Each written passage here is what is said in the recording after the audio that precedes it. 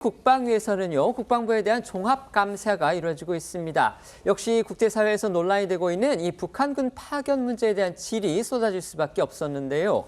앞서 말씀드린 대로 김용현 국방부 장관, 이 북한군 파견 문제를 두고서 총알바지 용병이다, 이런 표현으로 북한 정권을 아주 강하게 비판해서 눈길을 끌었습니다. 네, 김용현 국방부 장관은요, 이 북한 김정은이 자신의 독재 정권을 공고히 유지하기 위해서 이 북한군의 러시아 파병을 결정했다면서 이런 이유가 들통날까 봐 이 북한 내부 주민들에겐 알리지 않고 쉬쉬하고 있는 상태다라고 비판을 했습니다.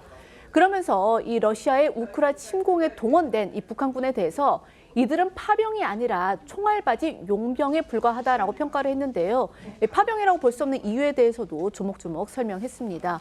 오늘 국감에서 나온 김용현 장관 목소리 좀 더 들어보시겠습니다.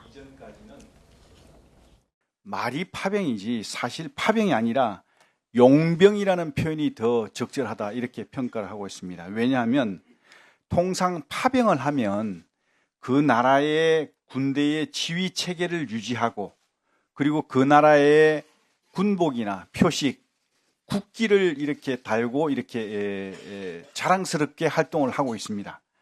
그럼에도 불구하고 북한은 지금 자기 나라 군복이 아닌 러시아 군복으로 위장을 하고 있고, 또 러시아 군 통제하에 아무런 작전 권한도 없이 시키는 대로 움직이고 있습니다.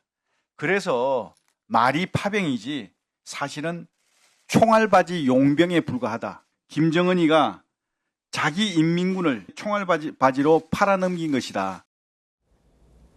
김 장관은 또 이 파병된 북한군이, 그러니까 이 외신과 온라인에 올라온 그 영상을 보면은 러시아에 머물고 있는 북한 군인들의 체격도 왜소하고 또 얼굴도 앳된 것 같은데, 러시아에 파병된 북한군이 과연 이 폭풍군단 최정예 부대가 맞느냐, 이런 질문도 있었는데, 이런 질문에 대해서는 이 내부적으로 과연 그 병력인지 아니면 다른 대체 병력으로 이 옷만 바꿔 입은 것인지는 확인이 필요하다라고 답을 했습니다. 오늘 이 중앙일보를 통해서 복수의 군 소식통을 인용해서 보도가 된 게 있는데요. 이 파병 북한군이 대부분 10대 후반에서 20대 초반으로 보인다고 이 국방정보본부가 판단을 했다, 이런 보도가 나오기도 했습니다. 이게 사실이라면 결과적으로 러시아로 향한 병력이 허울뿐인 특수부대일 가능성도 있는 겁니다. 아마 여러분들 다 아실 겁니다. 우리 군도 1960년대, 70년대 베트남 전쟁에 투입이 됐었죠. 근데 그 당시에 한국군은 말 그대로 한국 군인이었습니다. 군복도 그대로 있었고요. 부대 이름도 그대로 썼고요. 그다음에 군복이나 뭐 이런 무기 같은 것도 그대로 썼죠. 그걸 본다면은 지금 북한군이 이제 러시아 군대로 이렇게 이른바 위장을 해서 러시아 군인의 옷을 입고 또 그 무기를 지급받아서 한다. 이건 결국 김용현 국방부 장관의 지적대로 이유가 어떻든지 간에 이건 북한군의 참전을 갖다가 숨기기 위해서 뭔가 좀 가리려고 하는 것이다, 이렇게 볼 수가 있는 겁니다.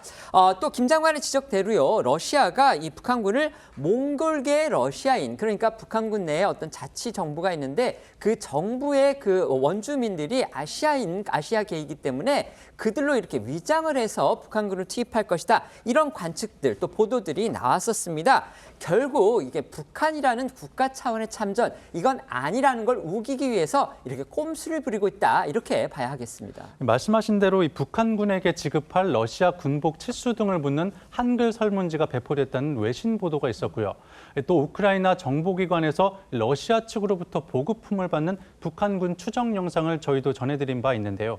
김 장관 지적대로 통상 파병이라고 하면 자국의 군복을 제대로 차려입고 국기를 또 자랑스럽게 내보이고 전장에 나서야 하는 게 상식적이지만 그것과는 확연히 다른 정황인 겁니다.